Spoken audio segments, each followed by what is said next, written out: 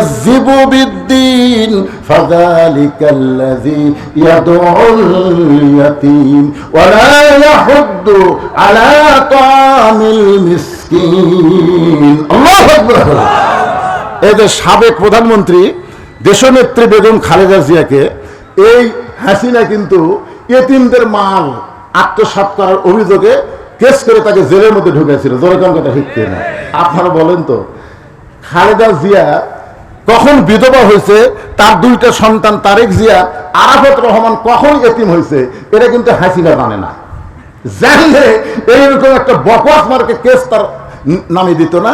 আমরা অবশ্যই তদন্ত করে জানতে পারছি, কারণ আমাদের বগুড়া জেলারই সন্তানের বউ তো খালেদা জিয়া। আমরা শুনেছি ওই টাকা এখন পর্যন্ত ব্যাংকে আছে, 2 কোটি টাকা এখন 8 কোটি টাকা হয়ে গেছে, অথচ অন্যায় ভাবে তাকে জেলখানায় বন্দি করে রাখছে। আপনারা জানেন কিভাবে শহীদ জিয়া তার সন্তানকে মানুষ করেছে, কিভাবে? এক স্কুলে ভর্তি হওয়ার গেছে 2 ভাই, হেড স্যার জিজ্ঞাসা করতে তোমাদের বাপের নাম কি, বলে জিয়াউর রহমান। বলতেছে ভালো করে বলো, তো জিয়াউর রহমান। তখন বলতেছে কোন জিয়া? 2 ছেলে খালি মায়ের দিকে তাকে আছে, কারণ জিয়াউর রহমান বলেছে খবরদার আমার পরিচয় যেন ভর্তি হয়নি, কিন্তু যোগ্যতায় ভর্তি হওয়া লাগবে। বলতেছে কোন জিয়া?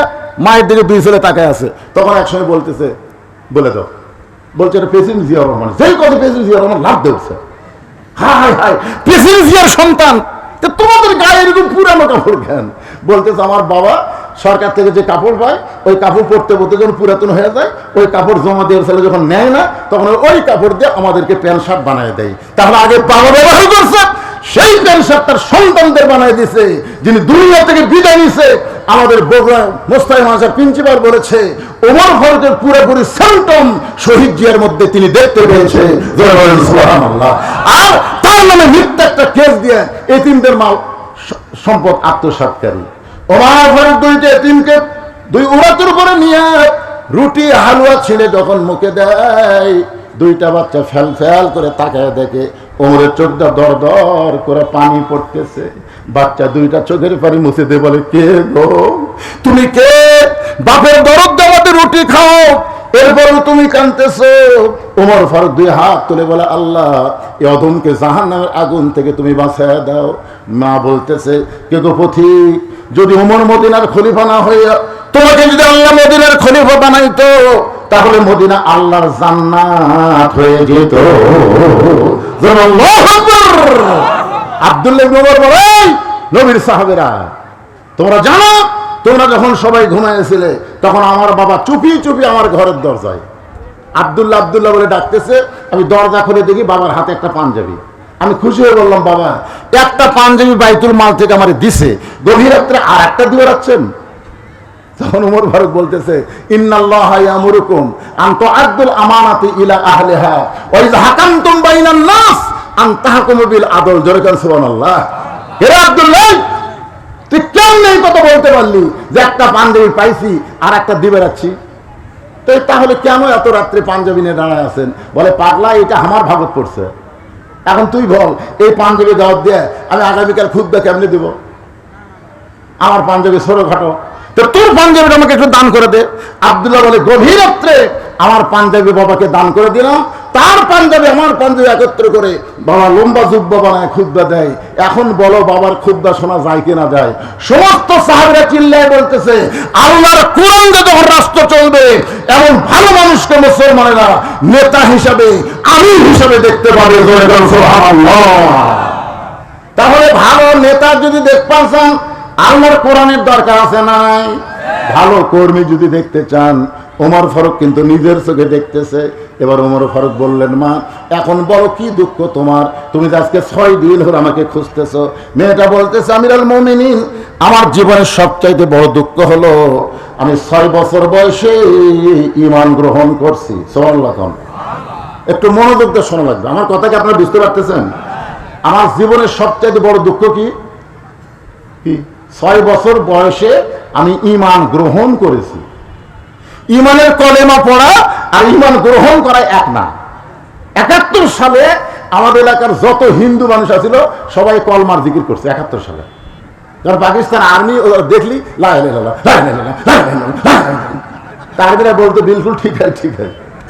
এক হিন্দু যুদ্ধ শেষ হওয়ার পরে বলছে বাদান মুসলমানের কলমার দাম আছে। তাই বলে আপনি হিন্দু হয়ে কেমনে বুঝলেন? বলে যুদ্ধের সময় বুঝেছি বাবা, এই কলমা মুখের থাকার কারণে আর্মির গুলি থেকে আমরা বাঁচা গেছি। আমি বললাম দাদা শুধু কলমা মুখে রাখার কারণে আর্মির গুলি থেকে যদি বাঁচা যান, এই কলমা যদি কলিজার মধ্যে চাকা দেওয়ার পারেন তাহলে জাহান্নামের আগুন থেকে আল্লাহ বাঁচাই দিবে।